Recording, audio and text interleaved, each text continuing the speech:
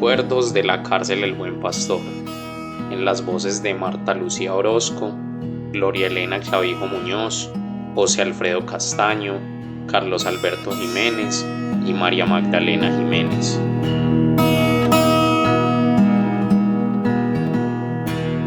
Quien dirigía la reclusión de mujeres eran las religiosas del Buen Pastor. Allí en cada centro había una religiosa que era la orientadora y que era como la administradora, pero como administradora de la cárcel estaba la hermana Blanca Inés Velázquez, también egresada de Trabajo Social de la Universidad Pontificia Bolivariana. Cuando nosotros llegamos por primera vez, nos encontramos que las empresas y las instituciones educativas al interior de la institución no estaban funcionando. O sea, encontramos en los centros a las internas pues haciendo nada. Eso fue para mí de mucho impacto porque yo dije, uno cómo pasa el día en un solo espacio desde por la mañana hasta terminar la tarde, pues como haciendo nada productivo. Pero bueno, ya la semana siguiente nos encontramos con que las empresas que llevaban trabajos para terminar o trabajos a terceros,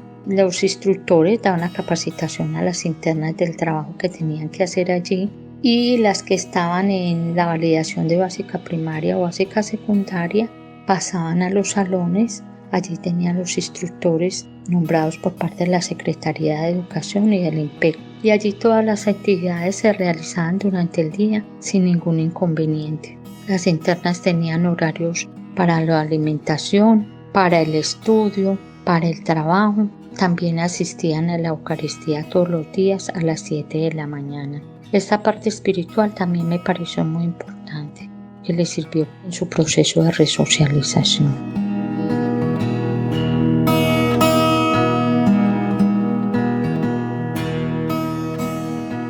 Ellas tenían arriba de la cárcel El Buen Pastor, tenían un internado, y al lado del internado también era una escuelita antigua que ahorita la trasladaron para donde es la Benedicta ahora en este momento, el Colegio Benedicta. Y de hecho hay todavía profesores ahí. No sé si ya salieron, pero he escuchado que todavía hay profesores ahí enseñando de los que habían allá arriba.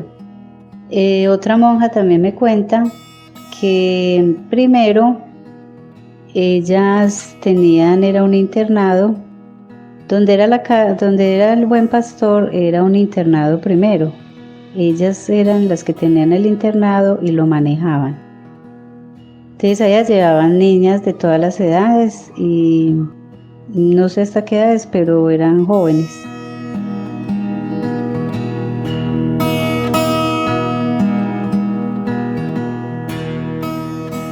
Una chiquillada gigante había por acá. Había una vida de familia, una vida de vecindad muy buena. Y la cárcel era administrada por el convento del Buen Pastor, por la comunidad del Buen Pastor. Fácilmente hicimos una muy buena relación con las religiosas, siendo muy pequeñines, y allí tuve, entre comillas, a una tercera madre que se llama Sor María Gabriela Orozco. Falleció hace pocos años, y la hermana Gabriela, a mi hermano y a mí, nos colaboró dándonos un empleo informal dentro del convento del Buen Pastor, que consistía en hacer aseo en 3 salas, hacer mantenimiento de un gallinero que ella tenía en la sección de la Arboleda, que hoy en día es el nuevo convento del Buen Pastor y que a la vez fue oficializado ya como nuevo comando de policía de la América. Entonces nos interrelacionamos muy bien con las religiosas y el personal de guardia, el civil. La guardia del Buen Pastor estaba compuesta por hombres en sus puestos externos en la sala de atención, y en la parte interna eran mujeres siempre subordinadas a las religiosas. Y allí, con el conocimiento que se fue dando de toda la chiquillada y con el buen manejo que tuvimos con las religiosas, nos permitían muchas gabelas, como era por ejemplo entrar con un permiso debidamente firmado en ese entonces por la directora de la cárcel. Tuvo varias, pero me acuerdo mucho de Clara Inés Velázquez, para ir los sábados con una lista de 4, 5, 6 vecinitos a bañarnos en la piscina. También fuimos tenidos muy en cuenta para hacer presentaciones dentro de la cárcel en momentos del año tipo Navidad y participamos en muchos encuentros dentro de la cárcel. Mi relación fue muy personalizada con las religiosas y con los guardianes y era una relación de familia prácticamente.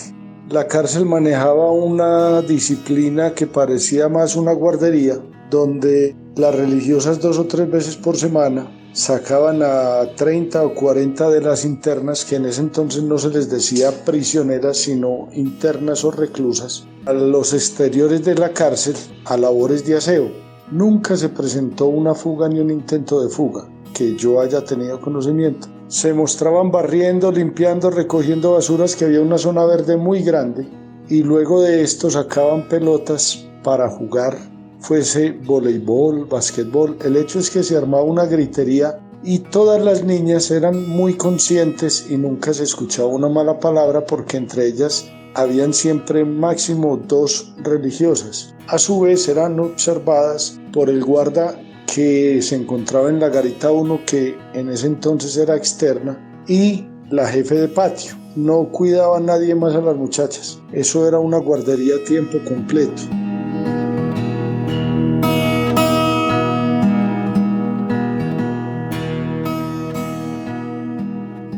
La cárcel sí tuvo mucha importancia acá en la Comuna 13, porque es que en la cárcel, como era administrada por las monjitas del San Juan Eudes, el colegio del internado, eso tenían internado, tenían colegio, tenían convento y les enseñaban muchas manualidades. Aparte de las manualidades, también les enseñaban a cultivar la tierra, porque ellos tenían muchos terrenos donde podían practicar en la jardinería, en muchas actividades, manualidades como de costura, artesanías, en fin, muchas cosas muy importantes.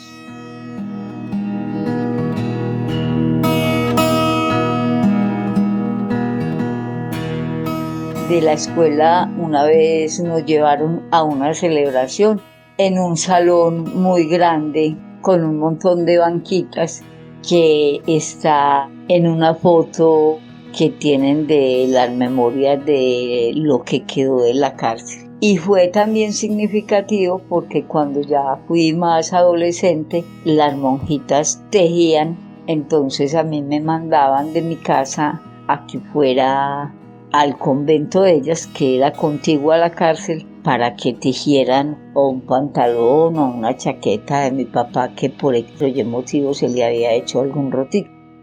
Y era significativo para mí porque el solo hecho de ver ese portón en pura madera tan hermoso y tocar para que me abriera una monja y yo pedirle el servicio del tejido, para mí fue muy significativo en mi adolescencia.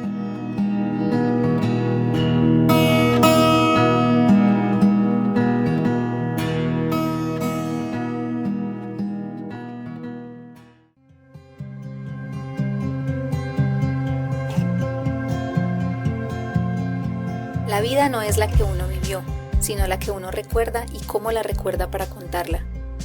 Gabriel García Márquez. Lugares para la memoria, de Cárcel a Ciudadela Universitaria. Una iniciativa del Parque Biblioteca Presbítero José Luis Arroyave San Javier y la Ciudadela Universitaria Occidente. Somos Alcaldía de Medellín.